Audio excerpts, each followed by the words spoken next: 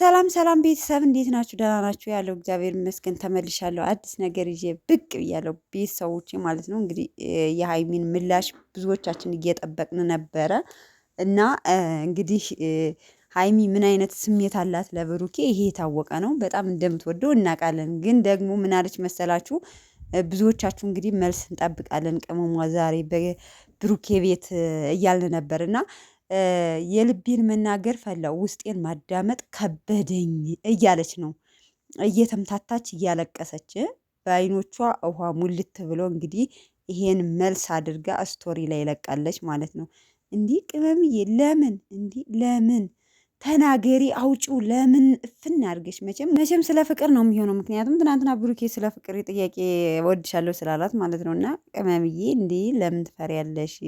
ለምን ትፈሪያለሽ ማለት ብሩኬን እንትን አትይውም ማለት ነው። ቤተሰቦች አንዳንዴ የውስጣችን ለመናገር የምንፈራው የምንጠራጠረው ነገር ሲኖር ነው አይደል እንዴ? ሶ ሀይሚ እንግዲህ ደግሞ ያው ተናግራለች። አላቅም ትመልሳለች በእርግጠኝነት 100% ማለት ነው።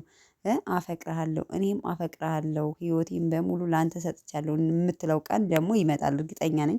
ለማንኛውም እንግዲህ ይሄን ስቶሪ ያላያችሁ አላችሁ ብዬ አላስብም። ለማንኛውም በጥቅሉ ቅመምዬ አትፍሪ ማለት ብሩኬ ሲጀመር ጥሩ ልጅ ይመስለኛል እኛ እንደምናየው፣ ግን ከኛ ሞር በልጥ ደግሞ እሷ ናት የምታውቀው አይደለ? ከካሜራ ጀርባ ሞር አብራው ያለች ነው። በውጭ ላይ ሆኖ እንትን ለማለት ስለሚከብድ ማለት ነው። እና ፈራው የልቤን መናገር ፈላው ውስጤን ማዳመጥ ከበደኝ። አስባችሁታል? ግን ለማስተላለፍ የፈለገችውን ነገር ተረድታችኋታል? እና ለማንኛውም ግን በጥቅሉ አበረታቷት ቅመሟን ምንም ነገር መፍራት እንደሌለባት ማለት ነው። ሶ እንግዲህ እስኪ እንጠብቃለን። መቼም ትመልሳለች ወይ አፍቅርሃለሁ ወይም ደግሞ አፈቅርሃለሁ።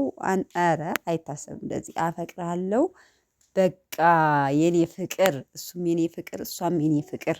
በቃ ቤተሰብ እንጠብቃለን። ምሽት እስኪ ስለሰጠው ስቶሪ ላይ ሀሳብ ስጡበት። መልካም ቆይታ